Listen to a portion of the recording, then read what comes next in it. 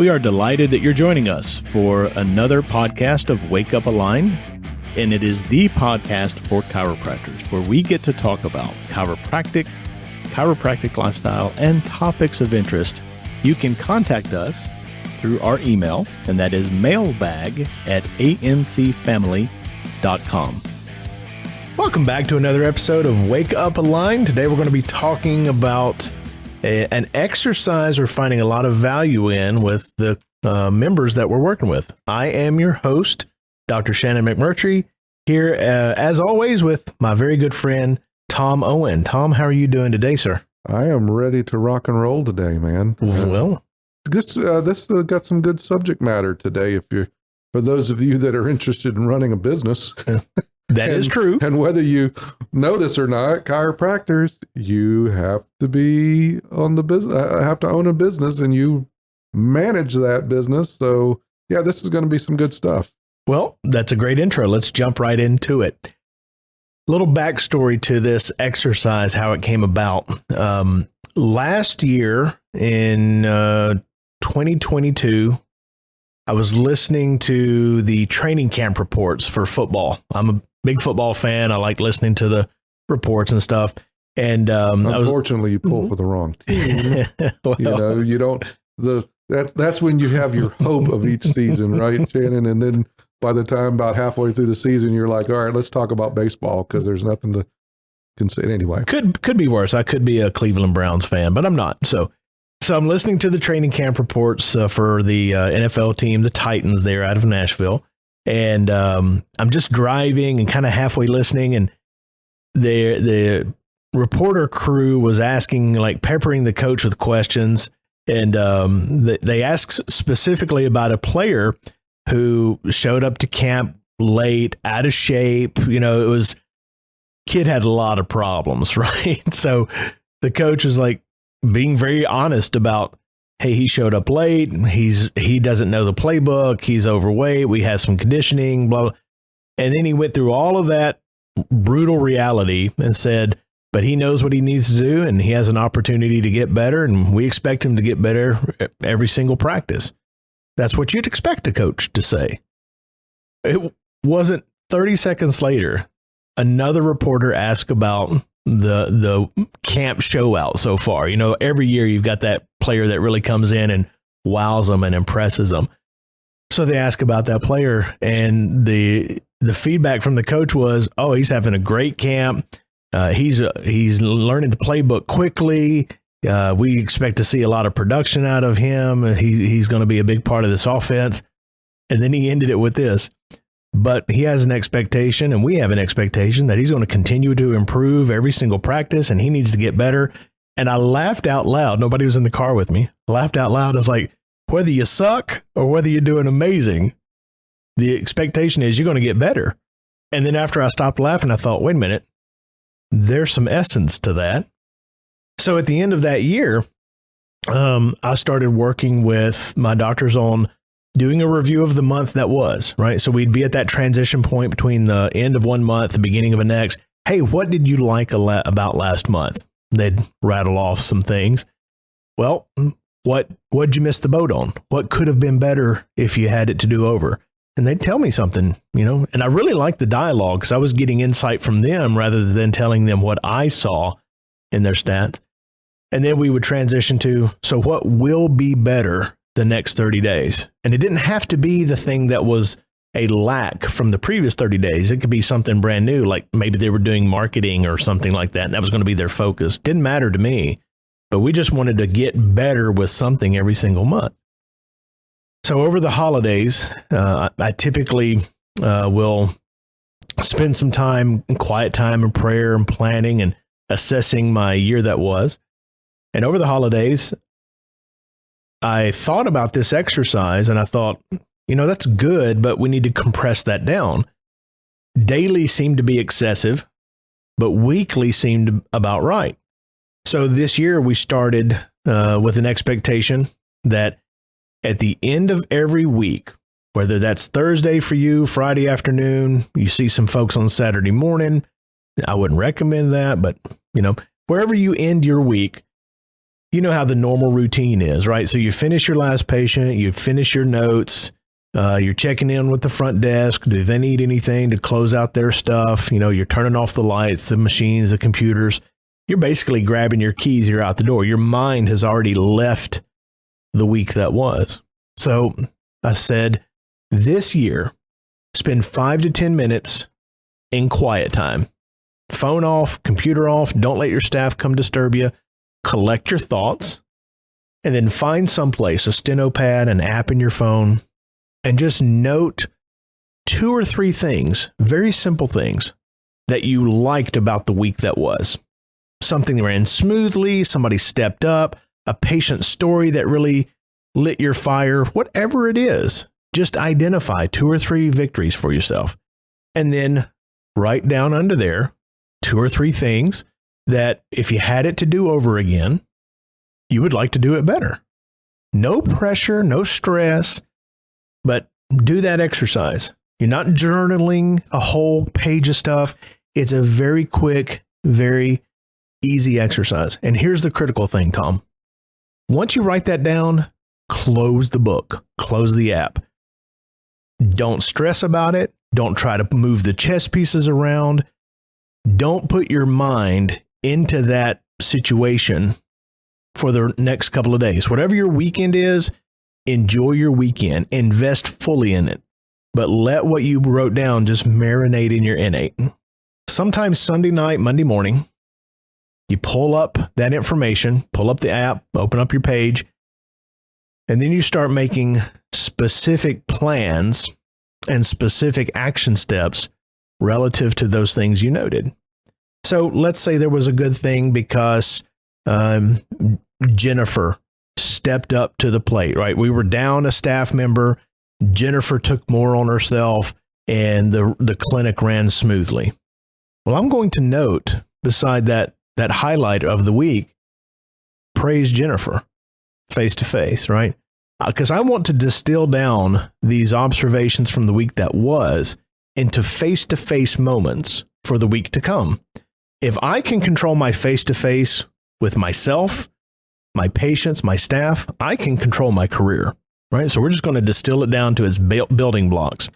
So, you take those elements that you were highlight and you find a face-to-face moment to acknowledge, praise, support. Maybe it was a patient testimonial last week that is exactly what you needed. It got you re-energized for the week. You were on cloud 9.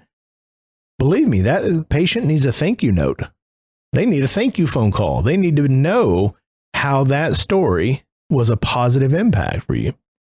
And then you do the very same on the areas that need improvement with one critical difference.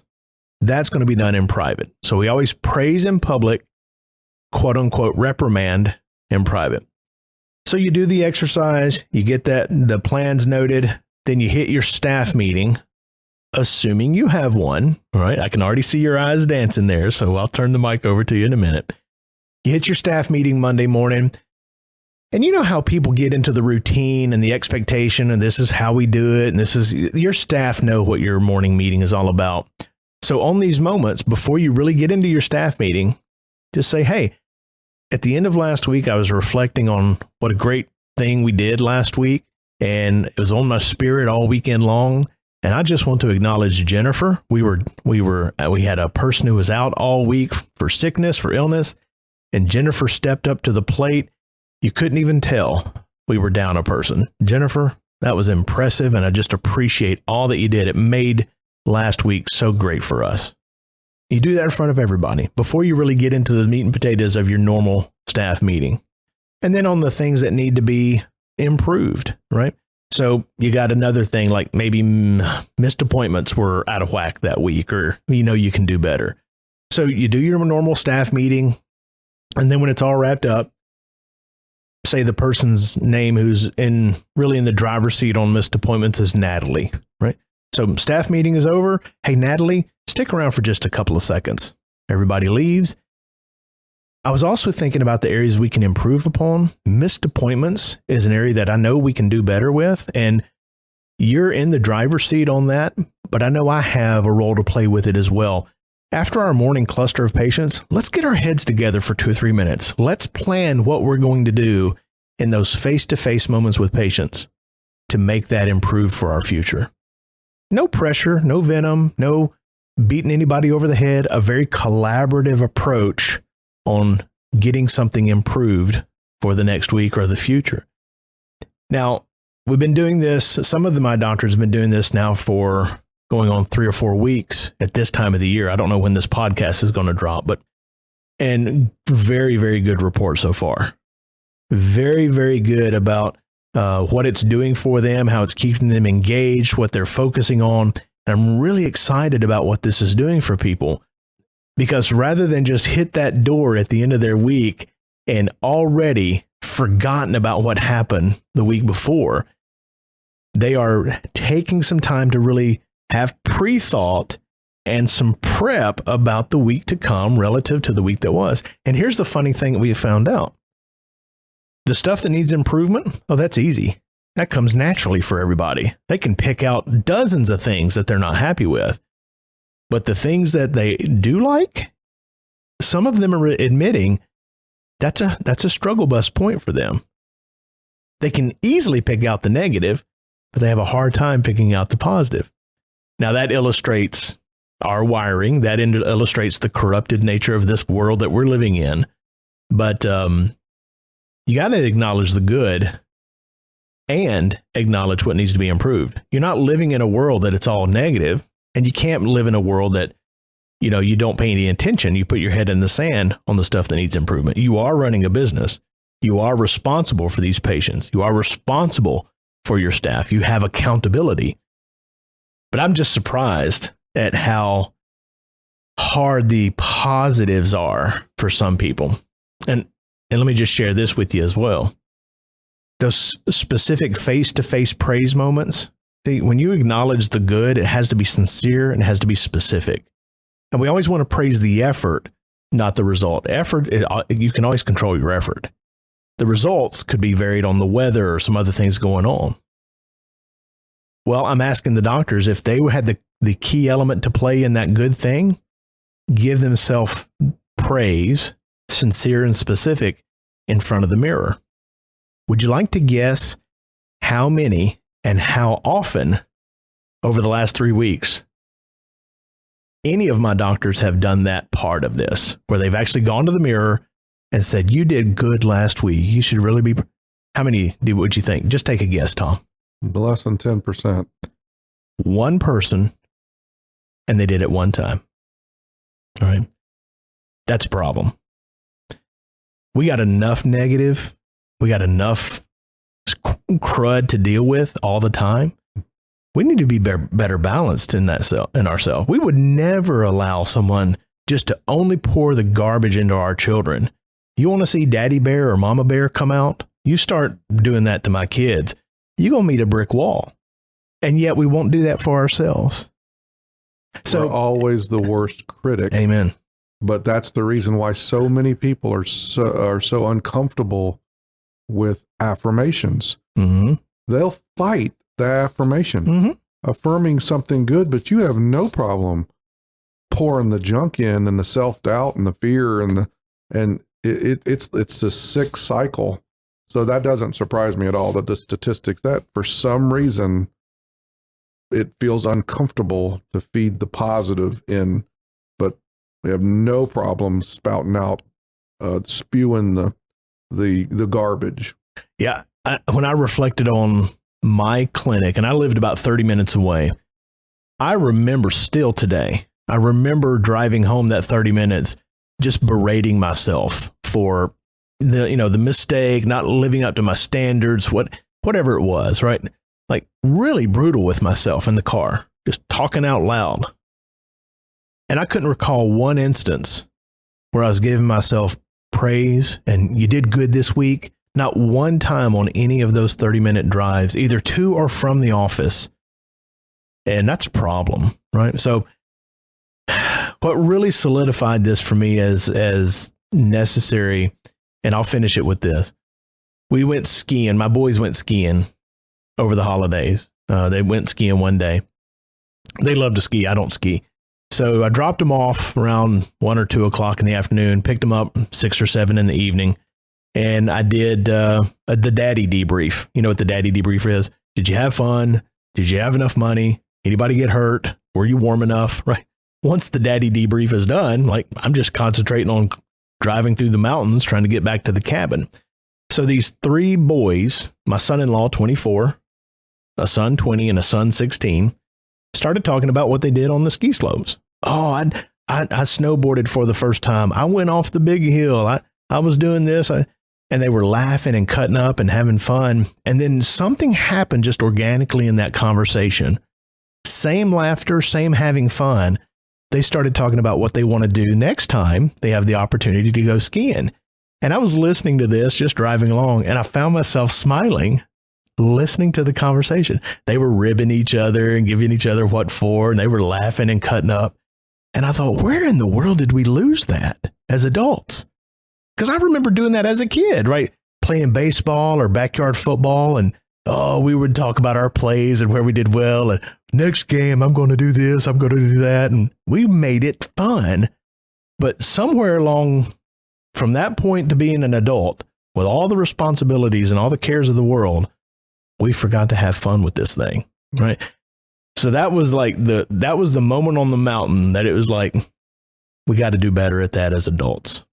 I wanted to share that. I know you have got tons to talk about relative to that because I see your eyes dancing over there. So let me turn it over to you. Well, I mean, there's a lot of different directions I could go with all the different truths that you just covered, Dr. Shannon. And I hope everyone will take note of this episode. This is actually one that I think by the time we're done, you should probably go back in the queue and keep listening until you actually execute this. It does no good to listen to a podcast on your way or a lesson of any type on your way to and from work if you're never going to take and apply anything that you're learning from it. But this is an application process that I can totally see the value in what you're doing there at the end of the week, because you're closing the week, you're affirming the good in the week, mm-hmm. and yet you're preparing for the pre-thought that should be given on, in the training that I was provided so many years ago. It was always about 6, 7 o'clock in the evening, Sunday evening. If you're going to be a successful business owner, you've got to start getting your mind ready for the week to come. So on Sunday evening, you're kind of getting your stuff together, and I can totally see where affirming the good and the needs of correction as I close up a week, and then I can revisit that as I'm prepping for the week. So I love the exercise, and I would not just do that for a few weeks. I would make that a permanent factor. I really love the end of the week exercise there, Shannon, but the pre-thought Sunday evening should be anybody that's a business owner. If you're a business owner and you're not getting a W-2 check and you're not punching a clock somewhere, you punch in a clock, you might not have to give any pre-thought to it. But if you're a business owner, you better be getting your mind right even Sunday evening as you get ready for that. But as you were talking, Dr. Shannon, where I went, what I heard was, well, that's an assumption as you're going to share that with your team. And please, everyone, hear me. You can be the best intentioned doctor with the biggest dreams, goals, aspirations, and work ethics. But if you don't build your team, you're going to spin your wheels. All right. The most valuable commodity that you're ever going to have or own is going to be your team. And when I was listening to your exercise and such, it goes as only far as your team goes. Absolutely. Right. So when you were covering all that, I was sitting over here going, well, that's the assumption. Are you going to be the mediocrity? Are you going to be mediocre? Remember, Joe Charbonneau taught, and he was right, there's 27 percenters, 60 percenters, 10 percenters, and 3 percenters. Okay. I'm not going to teach that. That's another episode, right? We'll do that one day. But only 13% of the population can even operate at a level of leadership. means 87% don't. So the odds that everyone that's listening here, that means 8 to 9 out of the 10 listeners have not been trained up into understanding what leadership is and how it operates. All right. All right. So when I was listening to you, are you going to operate at mediocrity, or are you going to operate at abundance? And it's the same thing. Are you going to be status quo, or are you going to lead and go towards a vision?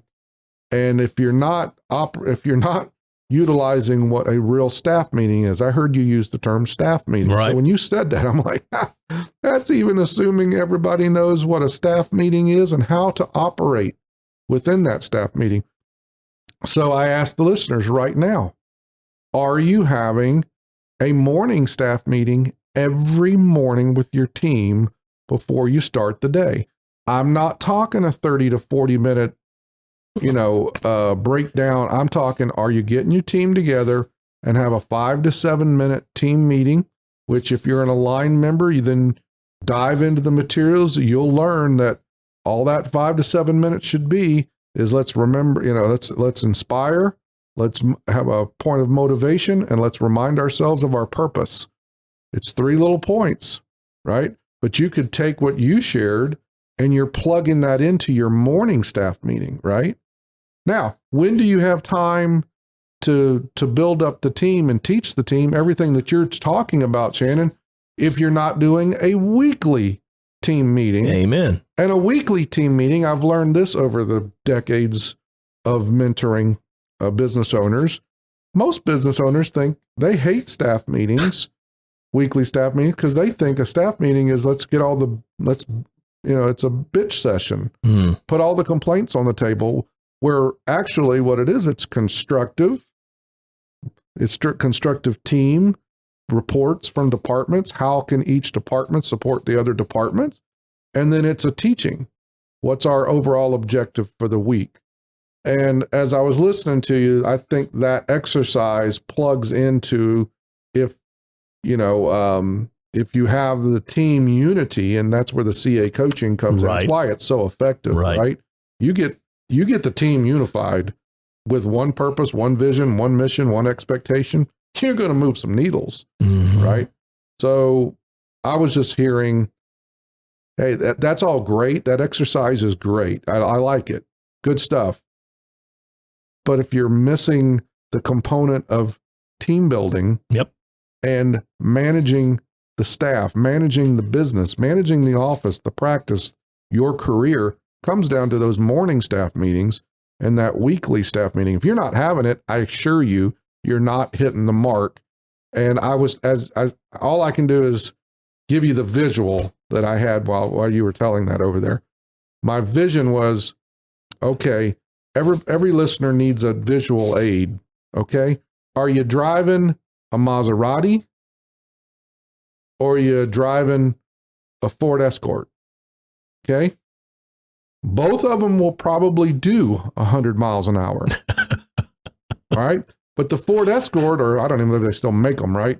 But it's going to be shaking down the road, and the wheels are going to be falling off, and you're not going to be able to hear what I'm saying. And, and you can't hear anybody else in the car talk because the windows aren't insulated. Right? But the Maserati, you keep 100 miles an hour, you're cruising. Yes. Right? You're on the Autobahn, and it's smooth. The machine and the vehicle is built for it. Right. What kind of business are you building? Are you building here's one from the past, a Yugo? I remember those. I remember those. Yeah. All right, a Chevette, these old models that I could just visualize these things that I've seen on the road going, is that roadworthy? Is that the kind of business you're trying to run on? Right. And you're trying to just throw new patience to it, right? If you have a car, and you're just throwing the nitro gasoline in it, and you think new patience is my answer, but the model, what you're driving, is not going to give you the performance or the luxury or the experience that you're looking for. That exercise that you talked about, that team building, creating a vehicle that can go 150 miles an hour while it feels like you're driving 50. Right. You know what I mean? Yes, I do. You get in a high-end car, and I've been in them, all of a sudden I look down, I'm doing 100, and it feels like I'm doing 40. It's because the machine was built for it. So hopefully everybody got that, is that what are you choosing to drive? What kind of practice are you choosing to drive? If you're driving a practice that's unorganized, has no purpose, has no vision, has no mission, has no efficiency, has no internal system to operate on, right? You're going to keep getting the same experience. As if you needed more proof in the pudding. Early results from Dr. George Suley's office. You know Dr. George. Dr. George right. is a wonderful upper cervical man, very principled in his profession and very detailed in his technique. I mean, if he's doing it, there's intention and reason behind it. He doesn't do anything haphazardly. Well, he and Jennifer, his wife, who's the office manager, set out on this exercise this year, and she coupled that with you mentioned vision, daily review of that vision board. So far, this year, 100% acceptance, right? And I said, okay, anytime you have something good like that, I always want to know what's made the difference. And that's what they attributed it to, right? Keeping the vision in front of them, keeping the goals in front of them, keeping that, right? They want to build the Mercedes S600 that it's solid as a rock, it's dependable, and it's going to get you there in comfort and safety, right? That's what their vision is. And so you don't need proof in the pudding. You've seen it multiple times through your years, but there's one just very fresh. And here's the point. The vision is the nitro fuel. Right. See, the machine is already there for them. I know Dr. Suley. I know that practice. I know it well. And I know the system that the practice is built around. And all he's doing, he's putting in that high-end fuel. That's what the vision is.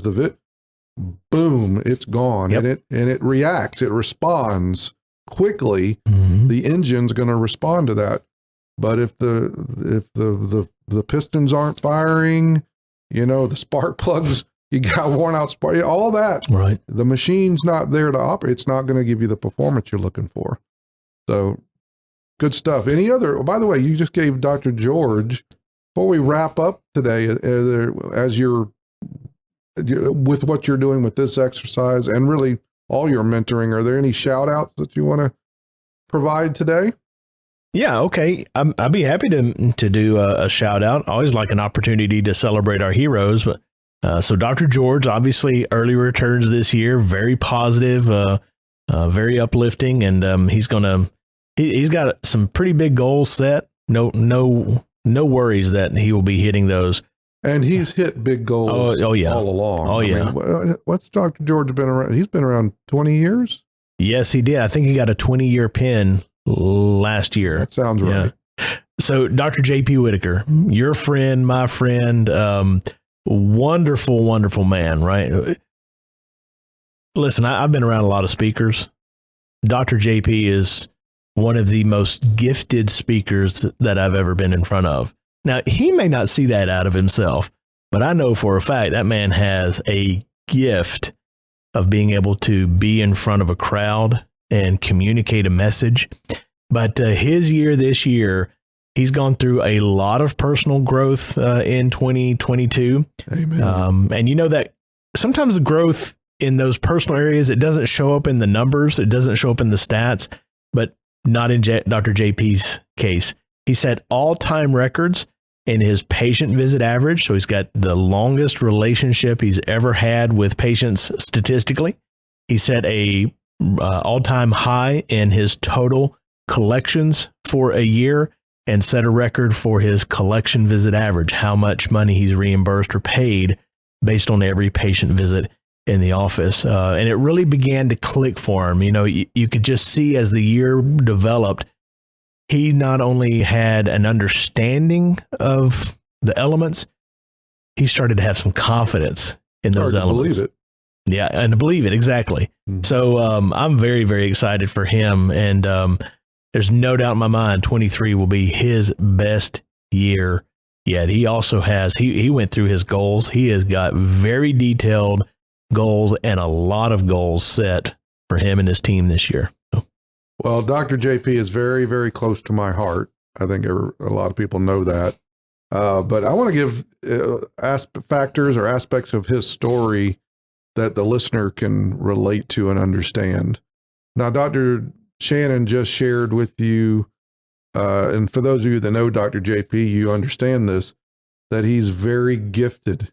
I mean, he's probably one of the most gifted communicators that I've come across, right? But here's the ticket, folks. Is it interesting what me and Shannon see in JP just a few years ago is not what JP saw in JP. Right. And this is a confirmation of what I talk about a lot on, it doesn't matter your market. It doesn't matter your business model. It doesn't matter your system. It doesn't matter about marketing. All these components, really success is going to boil down to what's between those ears. And it can come down to four components. What's your purpose? What's your identity? What's your belief system? What's your identity specifically is what I want to point out. And all of those components are made up of what has been poured into our vessel in the past. And all those talents that Dr. JP had, right? He had some serious scarring. Yeah. From his childhood. Yeah. And bringing up and things that have been said to him and poured into him that he accepted as truth. Mm. And, I worked with JP for a long time, and it was, getting it down. I'm like, well, JP, is that true? Is that component true? Is that identity true? Is that belief system true? Is that purpose true?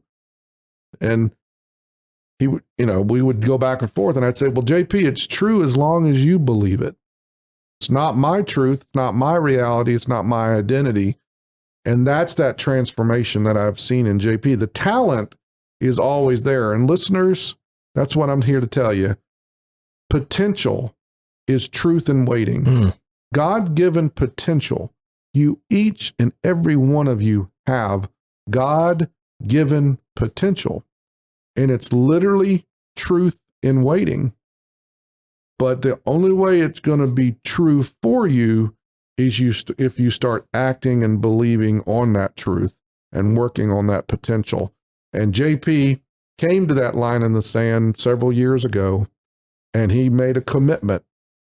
And I made a commitment with him. I said, I'll never let go of your hand, brother. We will do this, and we will walk up this hill together. But that's what's transformed in him. And now look at the stats. See, folks? Yep. Nothing in Houston has changed. JP is still the same chiropractor that he always was. He's still in the same office space, right? He's kind of doing some of the same marketing, right? He's been an AMC member off and on now for 15 years. Right. Right? But what's changed? His identity, his belief system, his purpose. These are all factors that have started to change inside of JP. And now look at the stats. You roll off those stats again one more time, Dr. Shannon. What did he do? He did his all-time records, his all-time highs in the following categories. Total collections for the year, patient visit average, the relationship he's got with his patients, and his collection visit average, what he makes on a per visit basis. Mm-hmm. So he had his best ever. Oh, yeah. Had his best ever. It's not by accident, folks. If you can tune into what I'm trying to share, if you don't know how to do that, if that's all like, what in the world is this guy talking about?